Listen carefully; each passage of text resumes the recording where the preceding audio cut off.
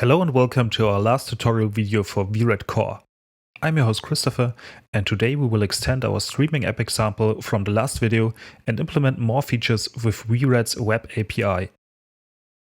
With the Python API version 2, Autodesk also introduced the Python Web API, that is the direct successor to the Python endpoints you can use to send Python commands to VRED.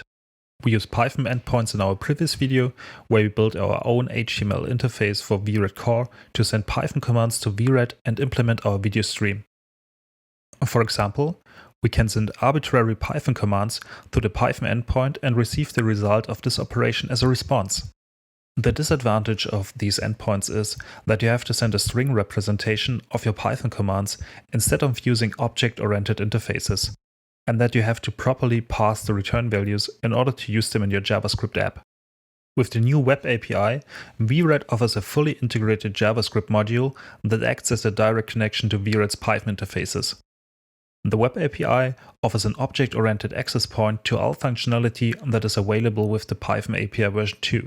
That means that you have access to proper JavaScript types and can use typical JavaScript features like promises or error handling. For example, you can create a new camera with a JavaScript call like that and await the camera that you just created. You can then use that camera object to set its name, set it active, or process it in another way. The camera object, of course, contains all functions that would also be available in the Python class VRED Camera. Let's see how we can use the new Web API in our own app. In this tutorial, we will integrate an annotation manager on top of our custom HTML app from the previous video.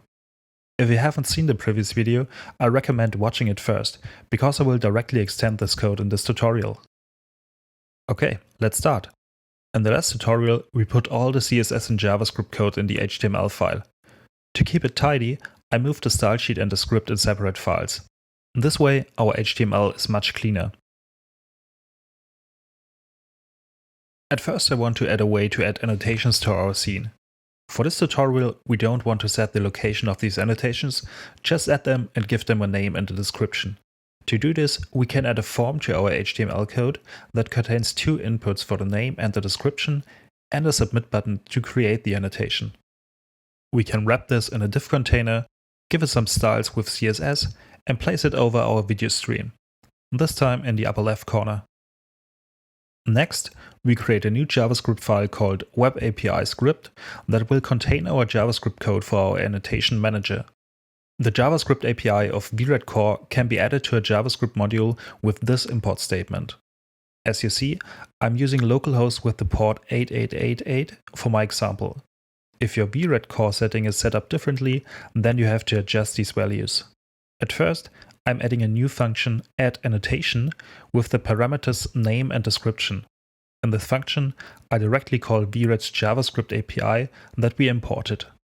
As you can see, we can use the API very similar to the Python API. Here I'm using the VR annotation service and call its method createAnnotation with the name parameter. This will return a promise object that we handle asynchronously with the then function. If you're not familiar with the JavaScript pattern, it's called Async Await pattern, and it is a modern approach to deal with concurrency in programming. createAnnotation basically needs some time before it can return, so we wait for it and then do the next action. In this way, the script can just continue working and does not log up while we wait for VRED. Inside of the then function, we now can safely call the findAnnotation function to get a reference to the new annotation node. We follow the same async await pattern to set the text of the new annotation to our description parameter. If there's an error while creating the annotation, we can catch this error and notify the user. In this case, I will just print an error message to our Python terminal. So adding annotations should work now, but we still have to connect this to our HTML form we created. To do this, we hook onto the onSubmit callback of the form. Here we can extract the name and description inputs and call the addAnnotation function. When we test our new feature, we can see that everything is working fine and that we can add a new annotation to our scene. Not bad. I also want to add a list of annotations in our scene with the ability to delete annotations. In our HTML, we just have to add an unordered list element with an ID. And this is enough to dynamically add and remove annotations to this list.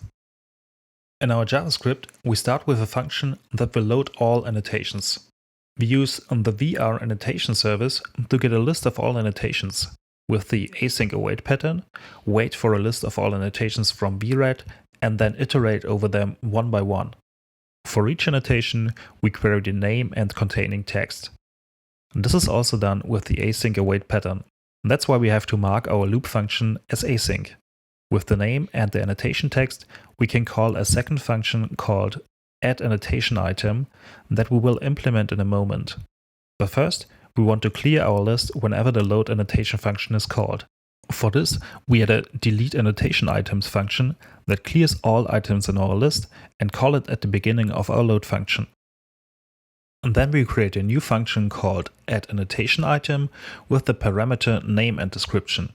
Here we create a new HTML list element that we fill with a text node to hold the name and the description of the annotation. If the name is undefined, we just return from this function. We also want to add a button that will delete our annotation in VRED. To do this, we can add a link to our annotation.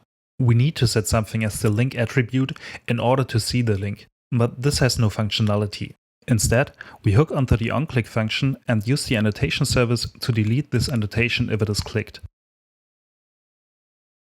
We also use the async await pattern here. At the end, we append our annotation element to the list. Right now, the annotation list would load once when we load the streaming app, but it would never update. To make our app really dynamic, we can use the signals from the VR annotation service that tell us when an annotation was added or deleted. This is very similar to using signals with the Python interface. That's it. When we test the app, we can add new annotations and immediately see them in our annotations list. We also have a delete button that will remove the annotation from our scene. I admit, all annotations are added at the same location, but this could be a task for another tutorial. You should now have a pretty good idea about working with VRED's web API and how you can use it to build dynamic and interactive HTML applications to control your scenes. This video also concludes our tutorial series for VRED Core.